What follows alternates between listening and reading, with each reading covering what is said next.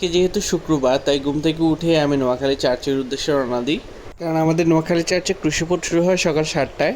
তো গাইস যেতে যেতে ভিডিও করছিলাম, আর আজকে আমি হেঁটে হেঁটেই নোয়াখালী চার্চে যাচ্ছিলাম।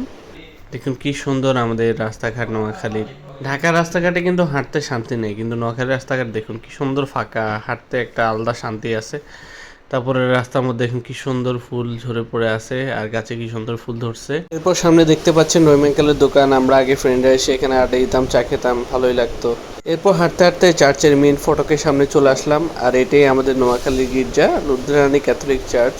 তো গাইজ দেখতে পাচ্ছেন কি সুন্দরভাবে পরিষ্কার পরিচ্ছন্নভাবে পরিপাটি করে রেখেছে আমাদের নোয়াখালীর যুব সংঘের ছেলেমেয়েরা, আর তাই তাদেরকে আমি ধন্যবাদ জানাই আমার পক্ষ থেকে।